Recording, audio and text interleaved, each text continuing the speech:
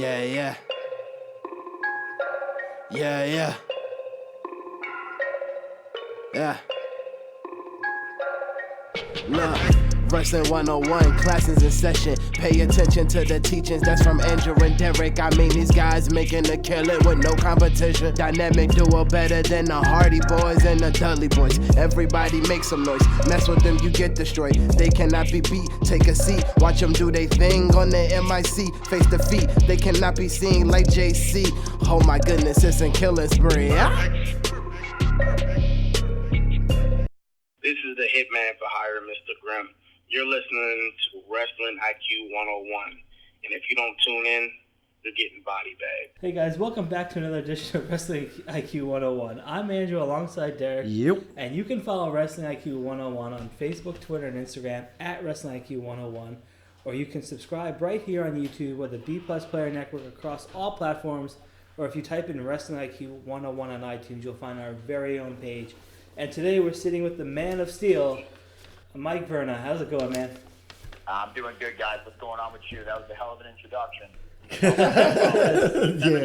Everything you just said, I hope people are on top of it. Definitely. A lot of information in that one, man. We're trying to stay as busy. It's Wrestling IQ 101. I mean, it's based off a college course. You better be educated, right? Definitely. Yeah. No slacking here. No, but I have to ask you, I mean, you come from a proud heritage, being Italian. Oh, man. You know... That has... Go ahead, I'm sorry. Yeah, so I have to ask you, is it sauce or is it gravy to you? That's definitely sauce. Even though it's a big, big debate, in my house it was always sauce. No one's ever called it gravy. But other people, they've called it gravy. And I've never really understood that. It was never my thing to call it gravy. Gravy to me is gravy that you put on turkey and meat. Sauce is what you put on your pasta. People are gonna be a little upset about that, but we'll see what happens. Yeah, I mean, I'm black, and that's what I thought always. Yeah, wait, what? Gravy? Spaghetti sauce? No. That's crazy. Oh, man. So, just, playing off of that, and, since it is the holiday times, can you tell us what's the best Italian dish to eat for the holidays? Oh, man, for the holidays. Okay, so here's the thing. With Italian people, Christmas Eve, that's Christmas dinner. Christmas Day is more of like you said, a little bit of pasta, maybe a little bit of chicken, nothing too crazy, a piece of meat. Christmas Eve, however, that's 7 fishes. Gotcha. So a lot of people, if you're Italian, you like fish. There's no discussion about that. Some Italians may say, I don't like fish, but until they try it, they don't know what they're missing. Then once they try it, they never go back. But other people, they're not huge on fish. So for Christmas Eve, for non-Italian people, I'm sure fish may be like a side thing, but it's not the way that we do it. So we do 7 fishes. We'll do a pasta. We'll do stuff like that. The vegetarian people, they'll have like a lasagna or something like that. But for me, I'm a big fan of eel. So on Christmas Eve, like back in the day when my grandfather was alive, he introduced me to eel. And he cooked eel like a fucking... Can I curse? Or no? Yeah, you're good. Yep. Yeah, so the eel. He introduced me to eel like 10, 15 years ago when I was a kid. And it's literally, he cooked it live. So he had the eel. It's swerving around like a snake. He takes a knife. He chops his head off. The thing's still moving. He puts the moving body in a frying pan. He fries it. He says, eat it. Tastes like chicken. And tastes like chicken. So eel is one of my favorite Christmas Eve meals, believe it or not. But I figured that might be a little interesting. Oh, wow, yeah. I didn't even know that was a part of the... That's the thing. That's the thing. I didn't know that was a regular thing, let alone a holiday thing. And it was live? It was living? You buy it live. So unfortunately, you kill it. It is what it is. Circle of life. You gotta eat. You gotta eat what you gotta eat. That's right. And then you eat it, and it tastes like chicken. It's really delicious. I kid you not. Oh man, I don't think that's kosher. Yeah, I think I'm gonna stay away from that one too. Oh man. Yeah, let me ask you this: are you a fan of the Olive Garden? Have I ever been to Olive Garden? Are you a fan of the Olive Garden? I've never been to Olive Garden, so I can't be a fan of it. Oh man. But on a serious note, you've done so many incredible things. I mean, you have your hands dipped in so many different things: acting, wrestling.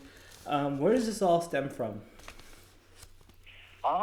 That's I appreciate that, by the way. What I tell people, it's funny because I've had in the last 2 weeks, I've had a magazine interview and 4 podcasts. You guys are my 5th, and I have one coming the end of this week, and they've all kind of asked the same thing. And they all said, like, you know, the concept of the interview has always been about how do you balance all this stuff. And no one's really ever asked me where did it come from. So kudos to that. I guess really what it comes from is really the love of sport and entertainment.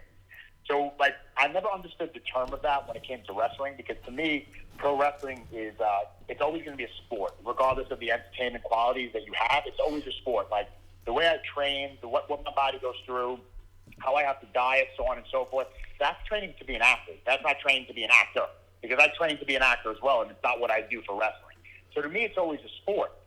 Growing up, I had two passions. It was wrestling and baseball.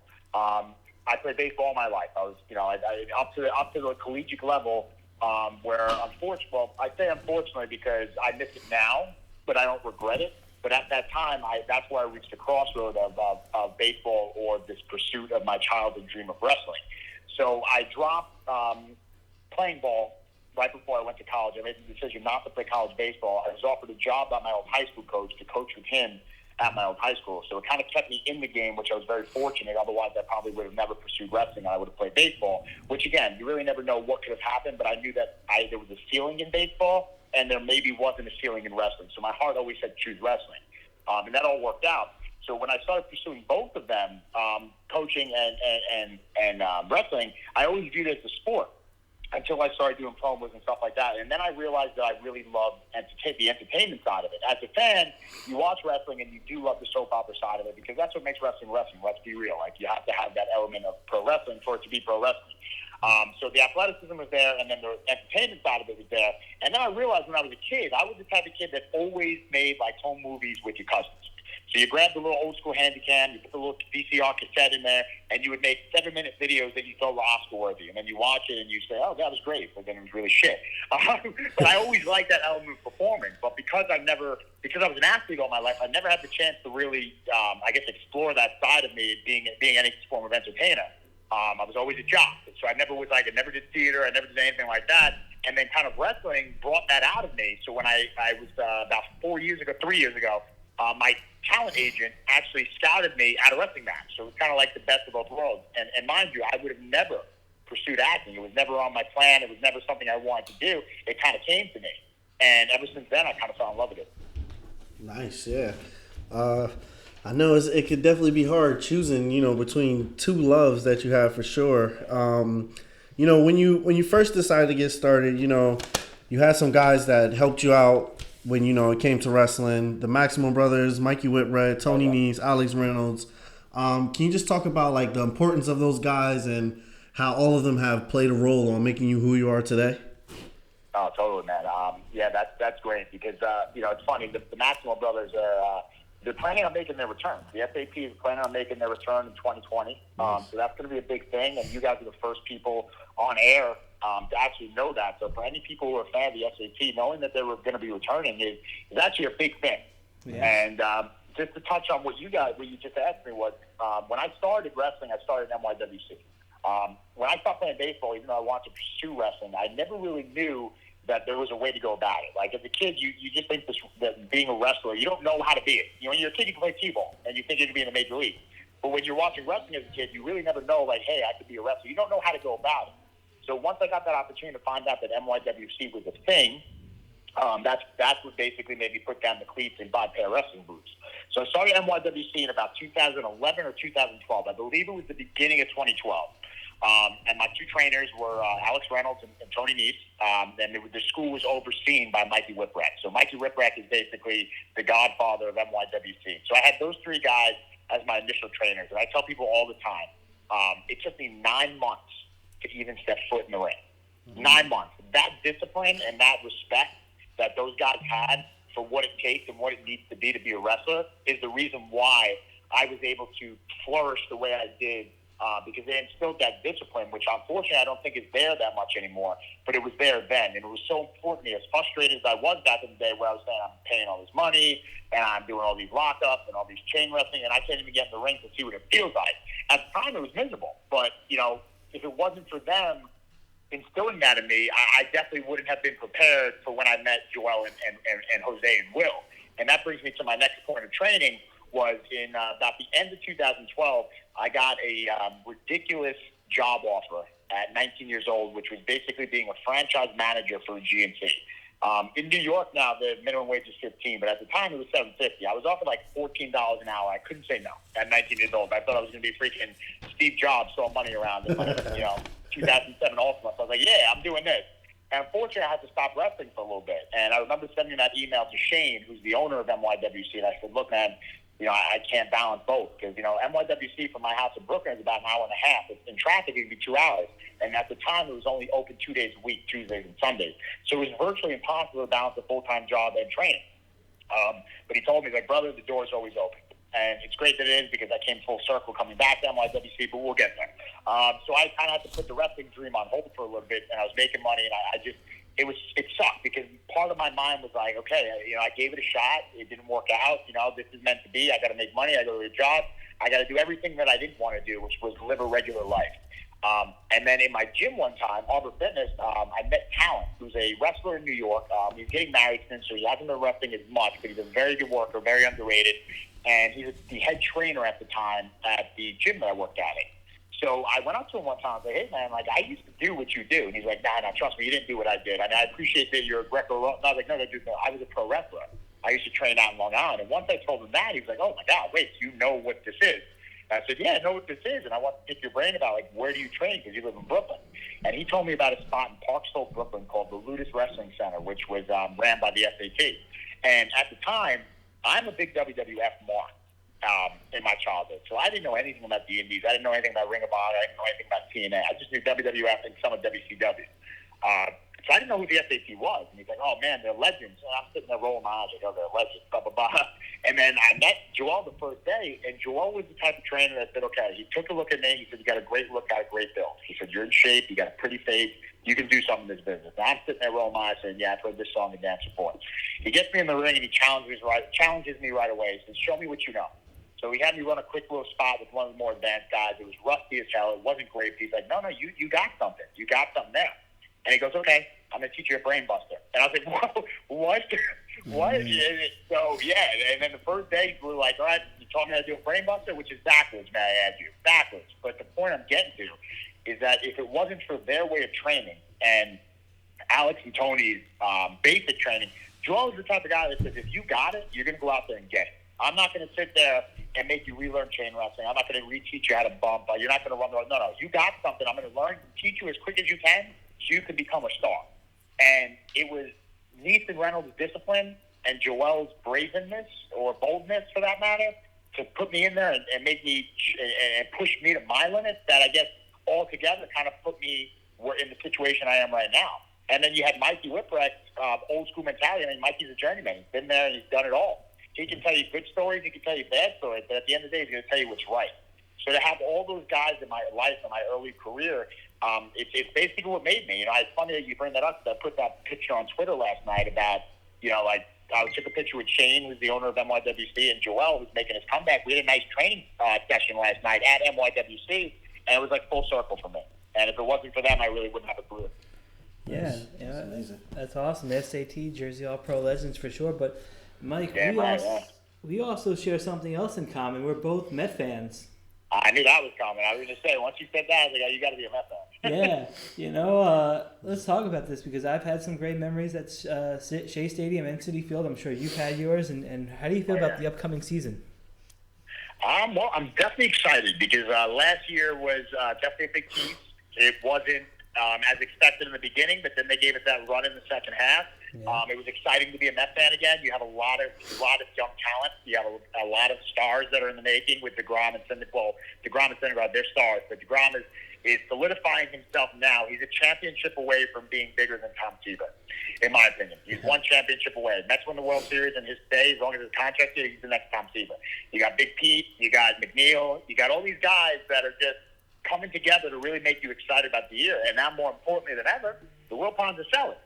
If the Wilpons sell and this multi-billionaire comes in, he's going to turn around to the Steinbretters and say, no, New York is out city. So it's hard to not be optimistic for 2020, but at the same time, they're still the Mets, and they still are owned by the Wilpons for the time being. So I can see them missing out on some stupid things and doing some silly things. But, I'm always going to be a believer. I'm always going to be optimistic until they give me a reason not to. Yeah, you know, my favorite of all time is Mike Piazza. I got to ask, is that the same? Of course it is. That's by far my favorite player. I have his number tattooed on my leg. Nice. Yeah. I was there. I got a big 31 on the back of my leg. I was there for his first game as a Met.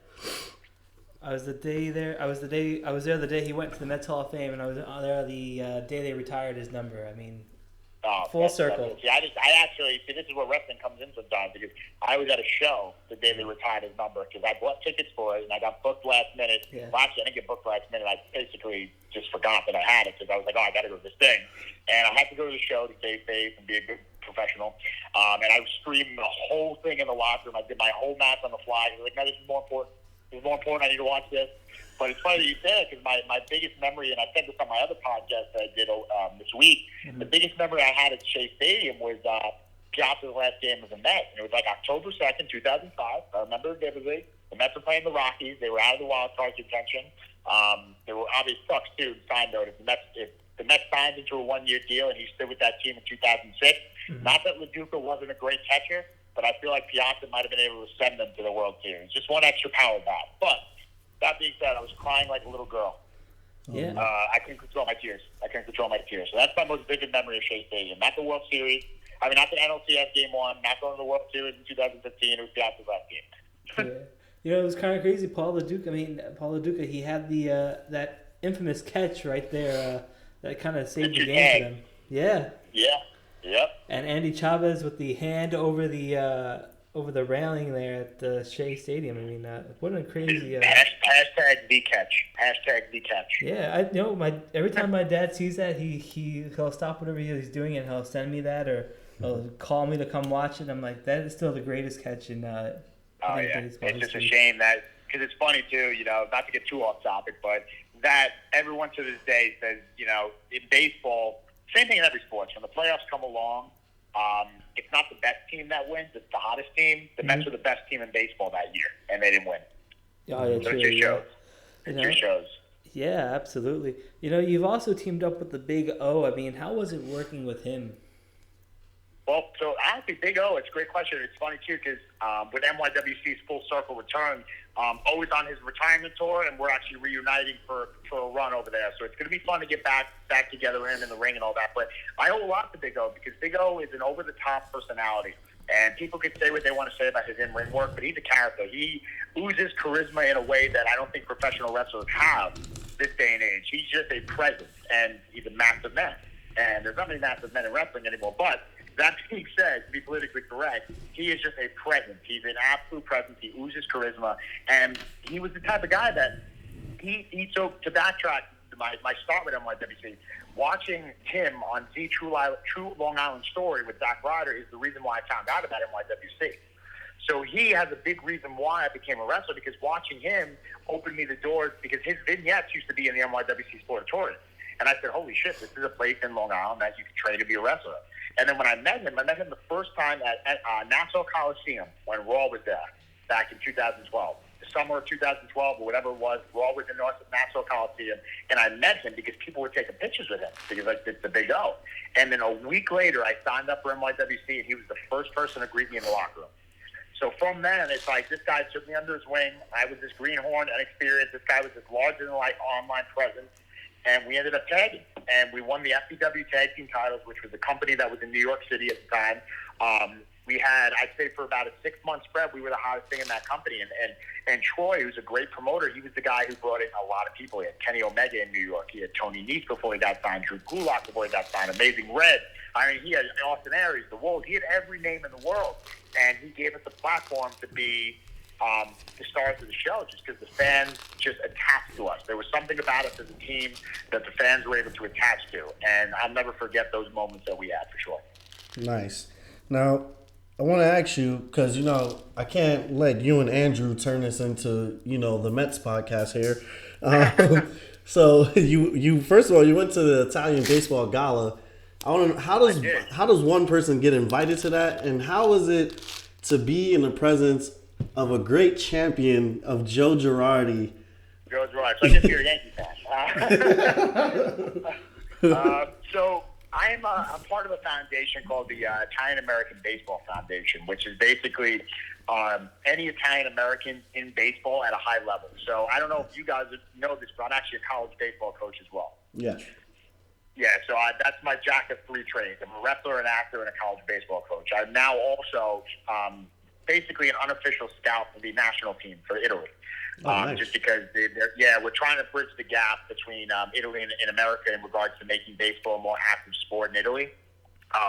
So long story short with that, I'm just more connected. So I'm a member of this foundation. So basically anyone who's an Italian American involved in any high level of baseball is invited to be a part of this foundation, this great cause. It's a charity also. It's not for profit. It's all about building baseball in Italy. So as a member, they have a year-end gala, which as you saw, and they have all-American stars on, Italian-American stars in baseball invited. And unfortunately, to touch on your champion, Girardi's a great guy. But unfortunately, I didn't get a chance to meet Piazza. Piazza was inducted in 2016, and because he's a busy guy, he hasn't been back since. I'm hoping next year he's there because this is his first year managing the Italian national team. So he's basically technically my boss, which is awesome. But he's managing the Italian team. So I think next year, because the World Baseball Classic is coming up, I'm hoping he's there. So I'm hoping you'll meet him. But that's how you get invited to it. Like I said, it's a great cause. It's one of the best things I'm a part of. As you can tell, I'm a very, very proud Italian American. I love being American. I love being Italian. And anywhere I can bridge my two heritage together, whether it's baseball, whether it's wrestling, like I'm 100% in on it. I'm 100% in on it. It's going to be very hard for me to say no. And that's pretty much how you do it. And to answer your question, Girardi's a stand-up guy. Awesome. We're going to love beating him this year. We're going to love beating him this year in Philly, but he's a stand-up guy. Let me ask you this. Can we pull a Chuck and Larry if Mike Piazza's going to be there? Can I just attend with you? Yes, you can be my date. Yes. You can be my date. You can be my date. Andrew is very Jewish. They'll spot him a mile away that he's not Italian.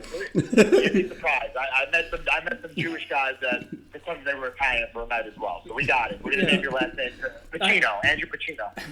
Pacino. I mean, I know Virgil. I mean, he's taught me about meat sauce. Boy. So, but let me ask you this because this was an amazing feud. I mean, you were the envy of a lot of people when you got kissed by Angel Sinclair, but you got to work with Anthony Green, retrosexual. How was it being kissed by her and then competing against Anthony Green?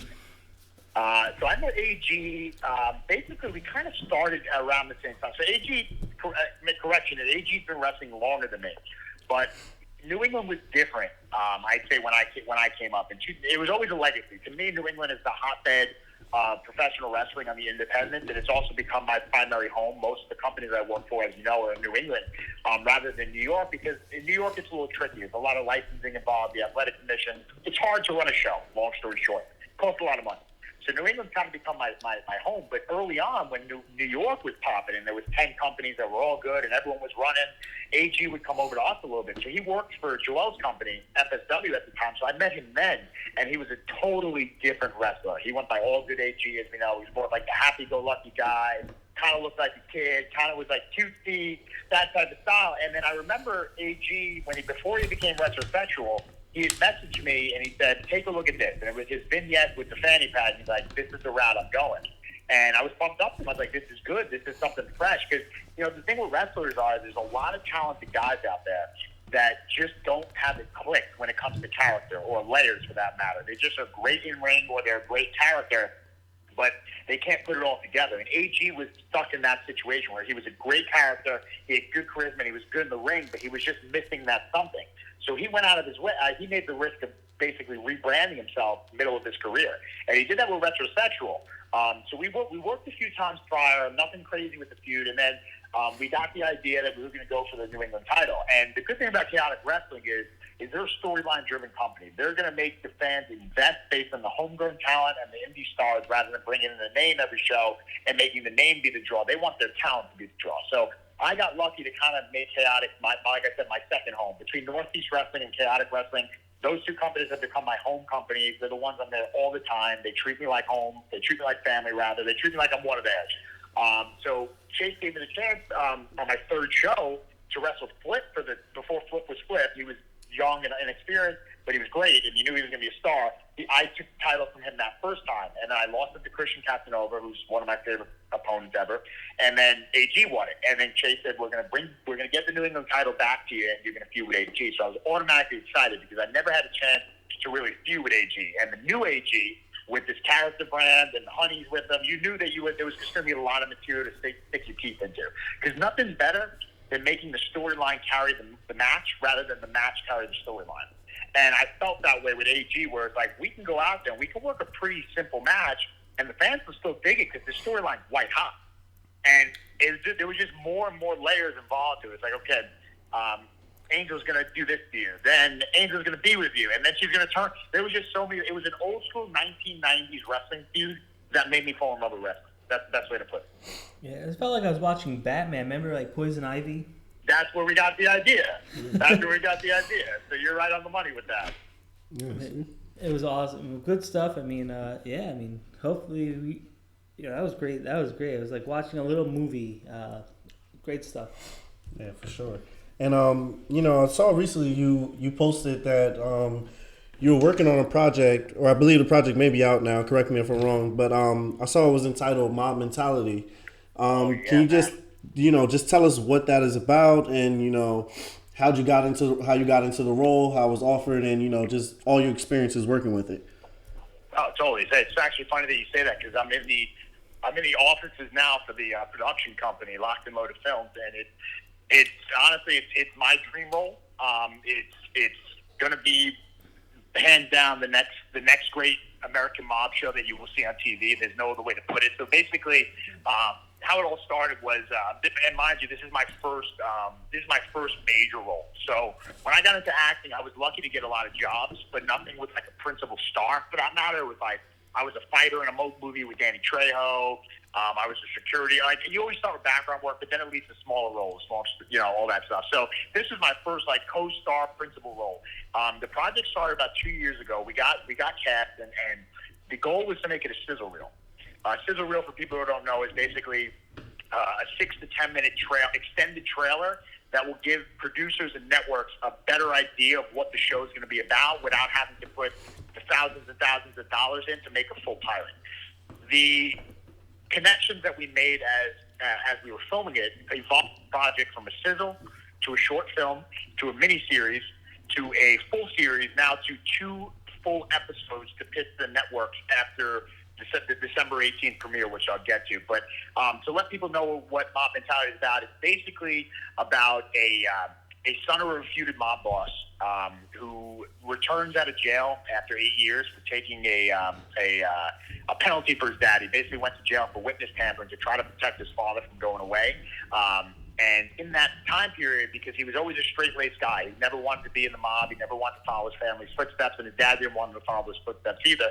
So he was a valedictorian in high school, he was a smart guy. He pursued a degree in jail, which is something that's out there, college in prison or something. It's something. It's an actual thing. It's on Netflix too. And he became a psychologist.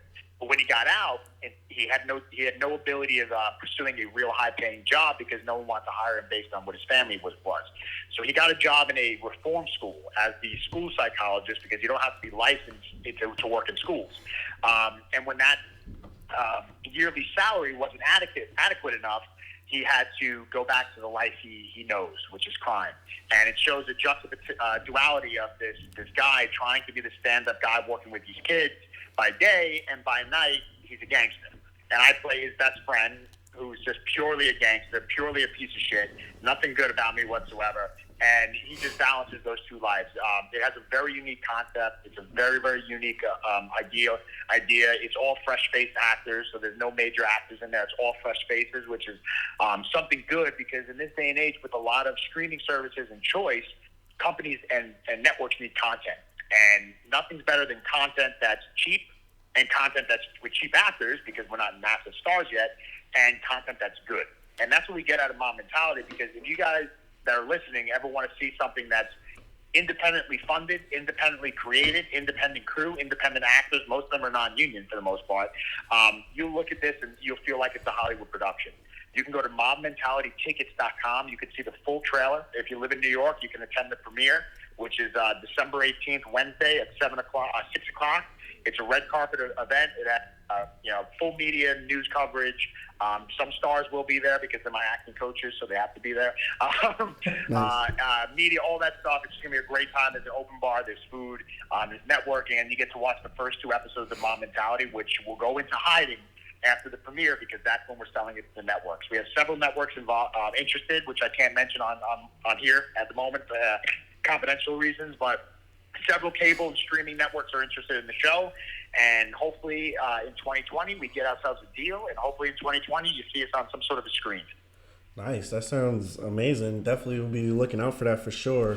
Yeah, I appreciate that. Yeah, no, definitely. Absolutely. And on a personal level, I feel like wrestling and acting have always been hand in hand, not from just a performance standpoint, but wrestlers always going into acting and doing movies as well. I would just like to know, for you, what is your favorite movie that a wrestler has starred in? Oh wow, that's actually a phenomenal question. I'd have to kind of think about that because at first I thought you were going to say, "What's your favorite movie?" And I was going to say Goodfellas. Not obvious. No spoiler there. But let's see. So I mean, obviously The Rock's the main. He's my idol personally. Him and Piazza, because I feel like The Rock is the type of guy that if I sat and had dinner with him and picked his brain about life and career, I would leave there a better person.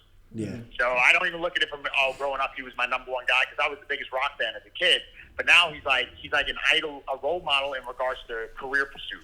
So that's the thing with The Rock. So I think with him, damn, I'm like drawing a blank right here. What is my favorite movie that a wrestler is in?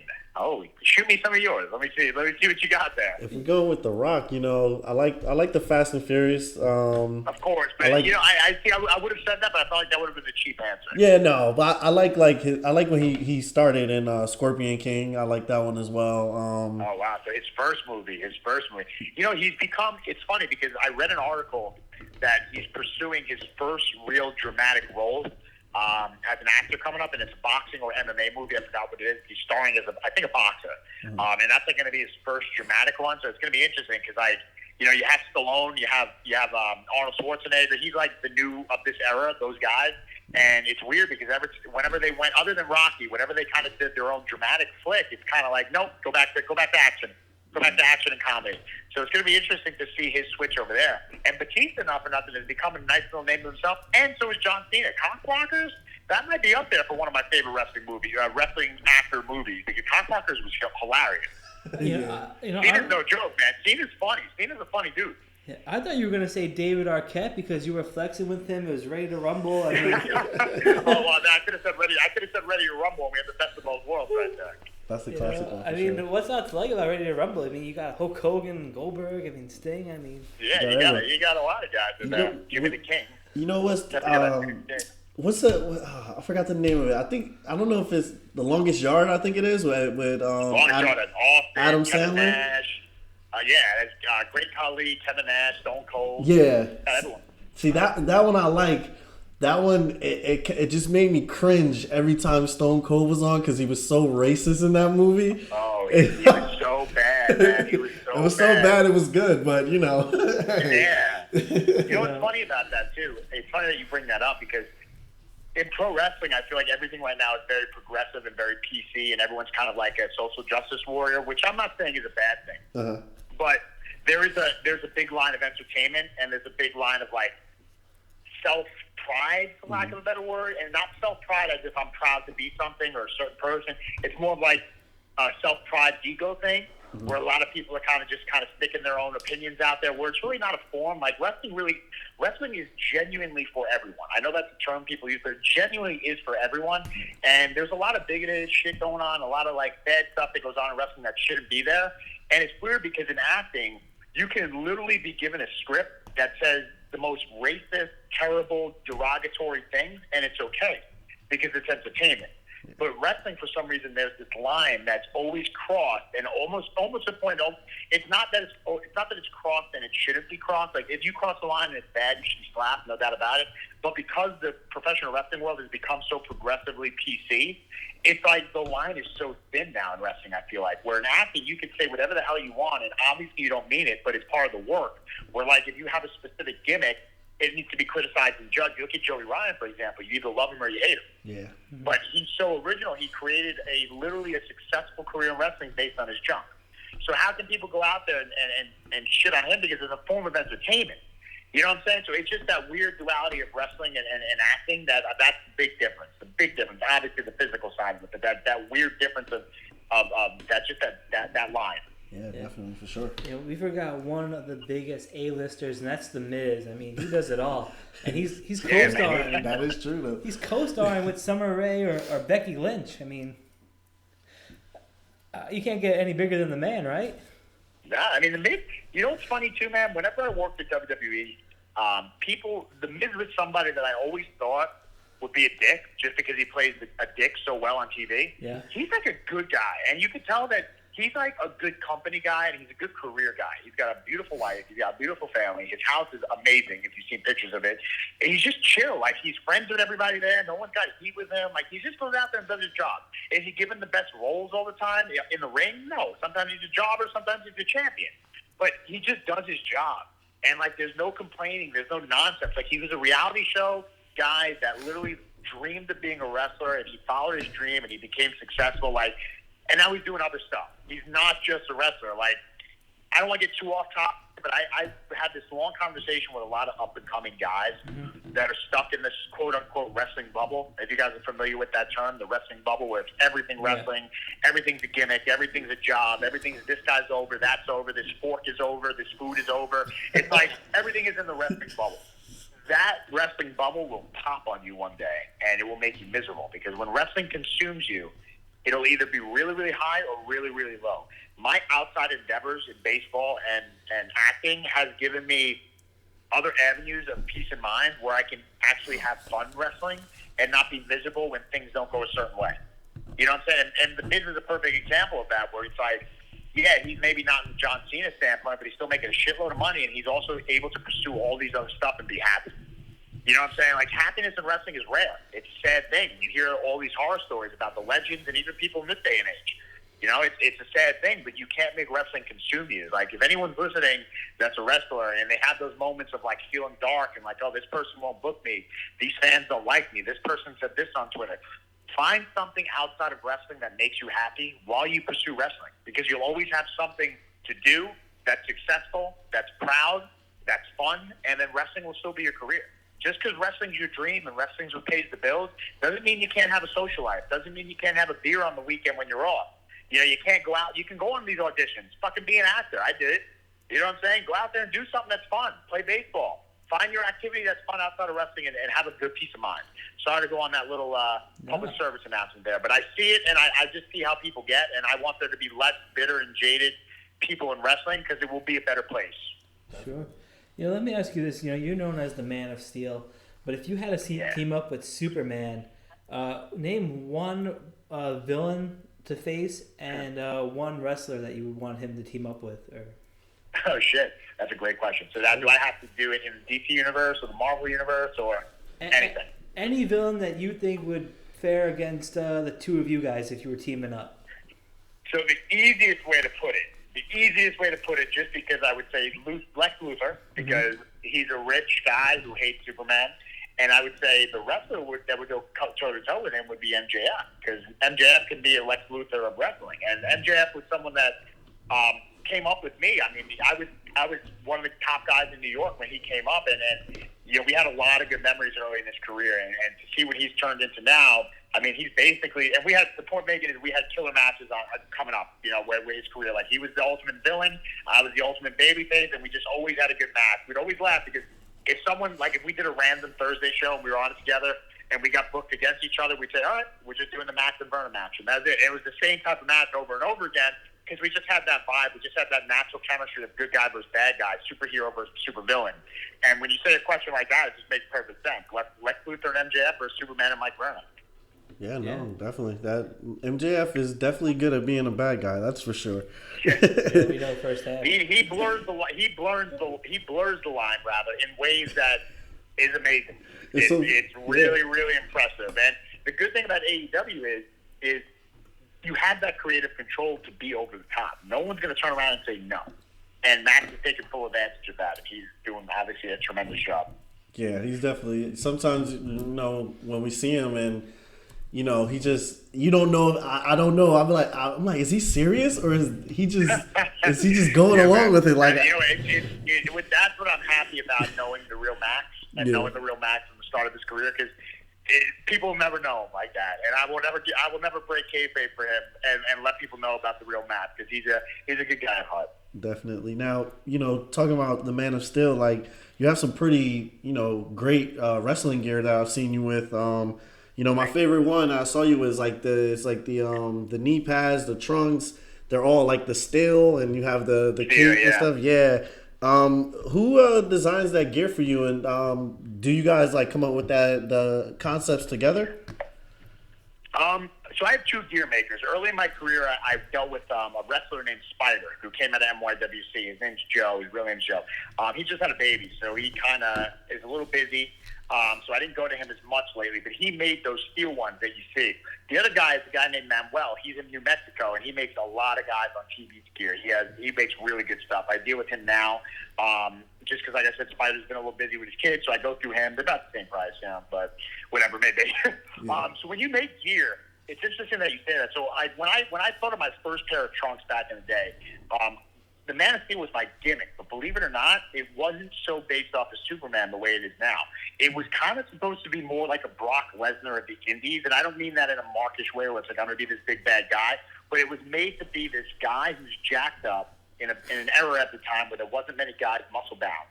I had a manager back in the day, and I was babyface, but I was eventually going to turn heel, where I was just going to be this ass kicker who kind of went by the Man of Steel, similar to like Chuck Liddell went as the Iceman, but he wasn't like Sub-Zero or anything like that, So that was supposed to be it. But as time passed, I got over so well as a babyface that I had to drop that whole idea, and I pursued the Superman side of it more. I added the chords to my music. I changed the gear up. But the one thing in the beginning is I never wanted my gear to be the typical blue, red, and yellow.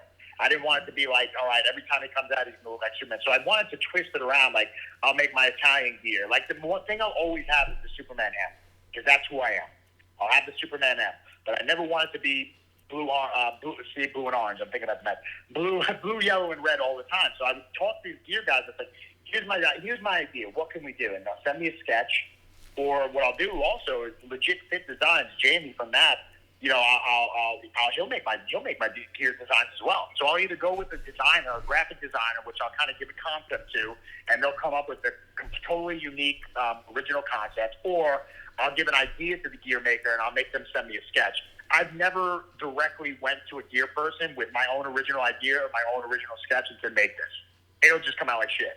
So I have people do it, which is good. I hire people to do it because a professional should make professional gear. And that's how we come up with it. And I'm always open to new ideas. Andrew, you'll be happy. I'm sure you saw my full Met gear that I have. So I'm just all about everything different, all within the Man of Steel. Yeah, I did see that, and that was awesome. I love when people do that, like Kurt Hawkins or Zack Ryder. Because I'm a Jets fan too, and at WrestleMania, that was awesome. You and I both. That was a moment and a half. It's not the best, but that was a moment and a half. I remember I was at when I was working Mania. And I was there with all of Brian's students, all the Creative Pro guys were booked, and girls for that matter. And we were all just sat together and we watched in the tunnel, the talent tunnel, and we just literally watched Matt and Brian win those titles live, and that was like insane. You just felt it. And remember, Tony was my trainer. Yeah. I got to see him win the Cruiserweight title. Sure. I was there too. I couldn't believe it. You know what I'm saying? So it's like they just went 2 for 2. It was a moment. You know what I'm saying? Like it was like this could be us one day. Yeah, and I was there too. I mean, what a big stage. I mean, to win the tag team titles, the cruiserweight title. I mean, New York ran that place for. That was just awesome, man. That was awesome to see. And you talked about working for WWE. You've been a part of NXT. I mean, you even shared the screen with, probably 3 of the biggest names in wrestling: Triple H, Stephanie McMahon, and John Cena. I mean, you've done some pretty cool things. Yeah. It's funny because I was talking about it before with that whole PSA I threw out there about, sometimes as a wrestler, you're not satisfied with where you're at. And I look myself in the mirror sometimes, I say, man, I work all these great companies, I've got all these great opportunities, but I've yet to sign a deal that is best for me. And obviously best for the company that I would sign it with. So I get down on that sometimes because you put in a lot of this work and you kind of wait for that perfect opportunity And I hasn't come yet. I mean, we have some very good things in the works for 2020 that I'll maybe get to. We'll see. But there's some optimistic things. But there are times where you kind of get down on yourself because you're like, what do you want out of this business, and what does this business want out of you? And I had a chance to do a lot, and if my acting career took off tomorrow and I realized that I would have to kind of take a break from wrestling on the independent level for a while, I can at least say, I never headlined WrestleMania, but I had a lot of childhood dreams fulfilled because of wrestling. And that stuff I'll never be able to take away, and I hope my wrestling career goes on for as long as it can be. And I hope there's a lot more memories and a lot more success to come my way, but I'm very, very lucky to have done what I've done now, because there are a lot of people in wrestling that wishes that they can, sniff a WWE locker room, Yeah, no, for sure. And, kind of like with that mindset, do you now look at it nowadays, like, do you still have like the goals of like, this is where I want to go, or, would you be satisfied, just like you said, if nothing happened and you didn't get signed anywhere, like you could just, go off into the sunset and, still be happy? Yeah. So I tell people this all the time. Before acting, before a baseball coach, I'm a wrestler first, because I dedicated nearly a decade of my life, my entire 20s. And that's tough, because at 28 now, to realize that you dedicated that decade of the 20s to being a pro wrestler, you realize all the stuff you miss out on. And you hear wrestlers after wrestlers saying, the weddings I missed, the birthdays I missed, the births I missed. It's all real. It's all real. You miss a lot. And I missed a lot of that in my 20s. A lot of parties, a lot of 21st birthdays, a lot of vacations with my friends that I missed out because of wrestling. So I'm always a wrestler first, and I'm going to pursue wrestling as long as it takes me. But with these other avenues of coaching and acting, my life can drastically change if, for instance, I mentioned the Italy team, the Italy national team.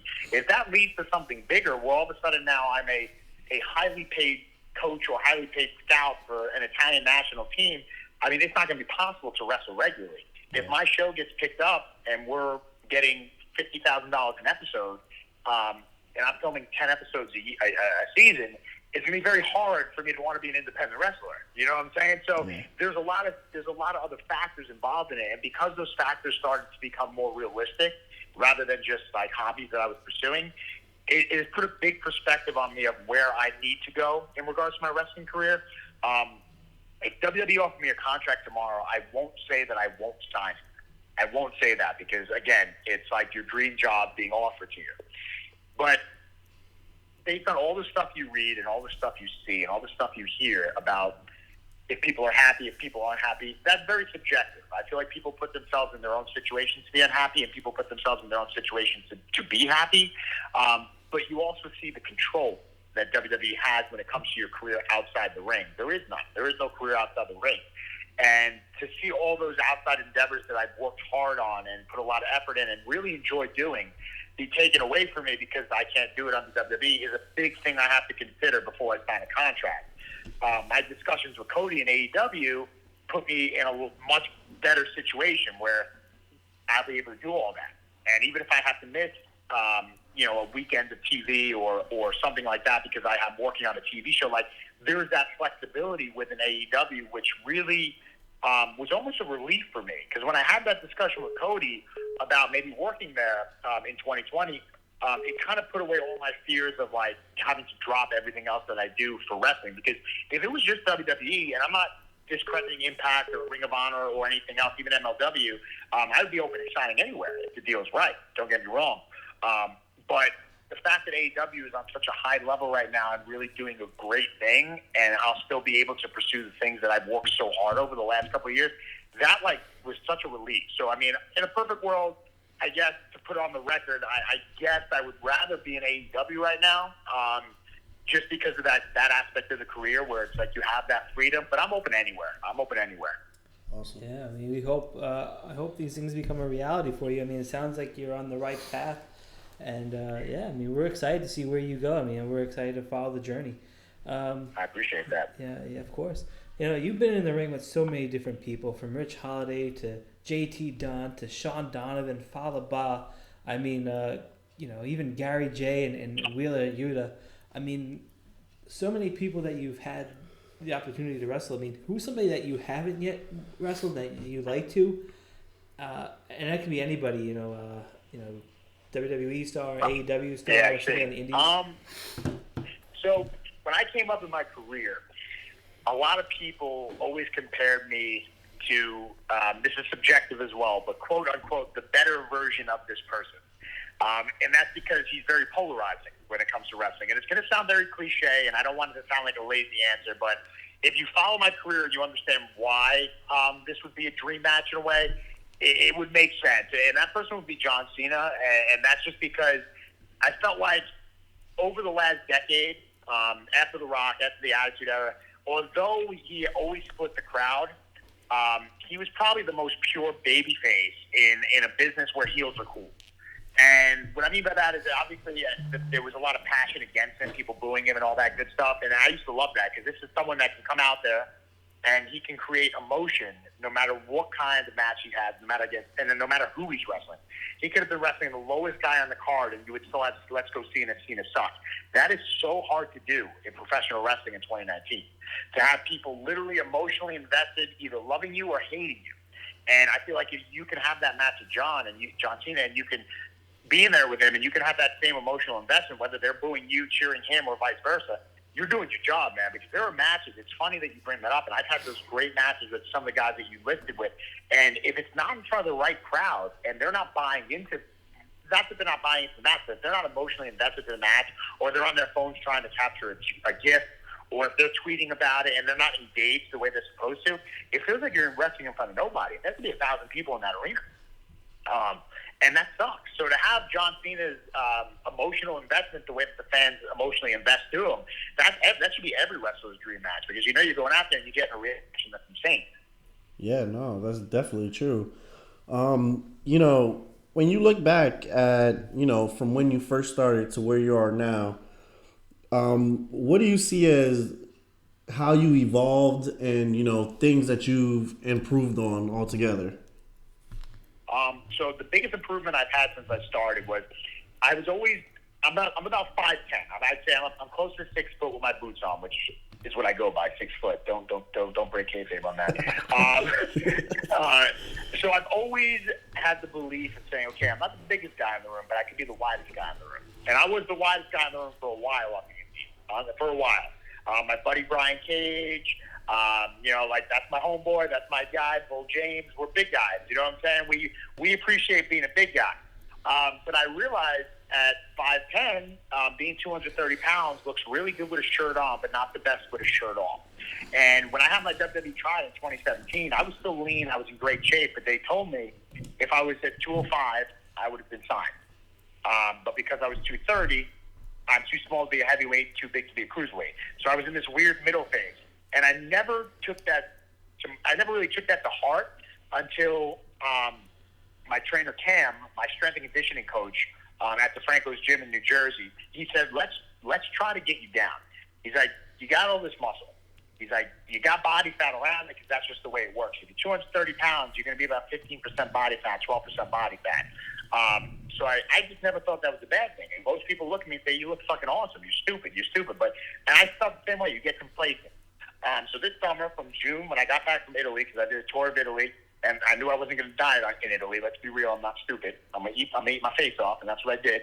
But when I got back from Italy, July 3rd, from July 3rd to the end of August, I went from 230 to 209, and I was my lowest body percent, I was 5.3, my lowest body fat percentage, 5.3%. That's, if you're 3% body fat, you're ready for a bodybuilding competition. I was 2% away from that.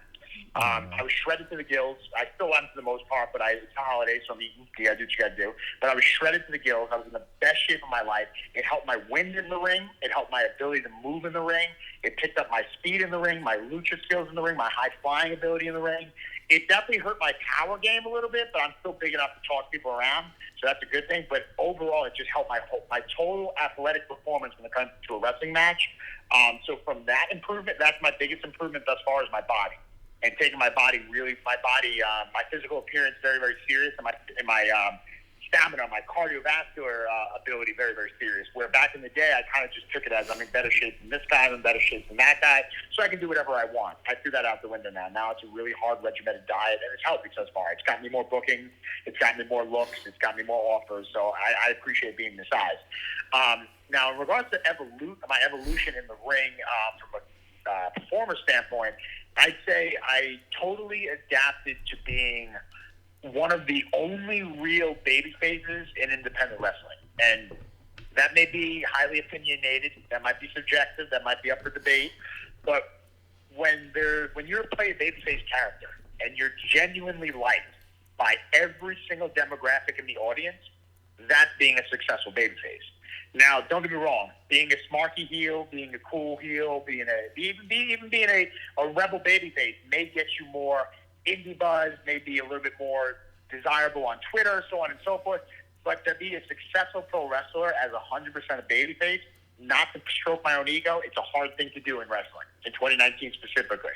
So I think that has been my biggest evolution, which is fully embracing that role as a wrestler. That being said, I love being a heel as well. That's totally fun. It's easy. And I tell that to people all the time, being a heel is easy. Because if you say one or two things to the right people, you'll get your heat. And then again, you can also take the cool heel route and say a couple of cool insults, and now people want to buy your shirt.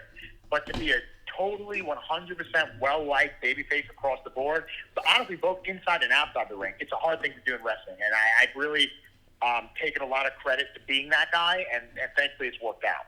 Sure. I've never been to Italy, but I have to ask you, who has better pizza, New York or Italy? It's honestly, I'm a New Yorker through and through, but it's not even a debate. No? Italy is pizza. Italy is it's a meal. It's a gourmet meal. Oh, right. New York pizza is phenomenal. Don't get me wrong. And then everyone can debate Chicago over New York. New York slice is different than Chicago, so I won't say that one is better than the other, even though New York is a better slice. But it's different. You can get a slice in New York and love it, but you get a pizza in Italy, and you're tasting something different. They throw all kinds of ingredients in it.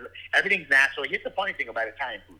When you go to Italy and you eat pure Italian food, you can eat a pound of pasta and not gain a pound because it's pure, it's organic, it's fresh. Everything is so natural. The fish is caught that day. You go to Capri, you literally catch a fish in the sea, in the ocean, and you cook it that night. It's completely fresh, so everything is healthy. You're not bloating. You're not gaining weight. You're not feeling fat. You're not feeling sluggish. You come to America sometimes, and some of the food it's the same food, but it's not quality. You feel like crap. But Italian slices and Italian pizza in general. You could be Jewish, you could be black, you could be Chinese, you could be Italian, you could be white, and whatever it is. You go to Italy, you have their pizza, you're gonna love it. Awesome. I can't wait, Mike. We have to go to a Met game one day. We're gonna have to check out, how the Mets do this season for sure. But Mike, where can people get you on social media if they want to connect with the man of steel himself? Well, thank you very much. I think I'll definitely take you up on that offer. So if you want to find me on social media, my Twitter and my Instagram handle is Man of Steel MV. Very easy. Man of Steel M as in Mike, V as in Verna. I do have a Facebook. It's Mike to Verna, but it's got that 5,000 friends gimmick. So if I don't accept you, it's because of that. But if you see it goes down to 4,999, send me a friend request. I will accept it. I don't deny anybody. So as long as it allows you to send one, I accept you. Those are my 3 social media accounts. So please connect with me. I love growing my following. You guys are the reason why we can be successful in this business. So I'll never take a follower for granted. Awesome. That's amazing. And Mike, we really appreciate you and, just taking out the time of your hectic and busy schedule that you have to answer all our questions. And, we really appreciate giving our fans, insight on who you are. I appreciate you guys for having me. This was a really, really fun podcast. We got an hour in and it flew by. You guys asked original questions. You weren't redundant whatsoever. You guys were fun to talk to. I would love to come back again in the future if time is right.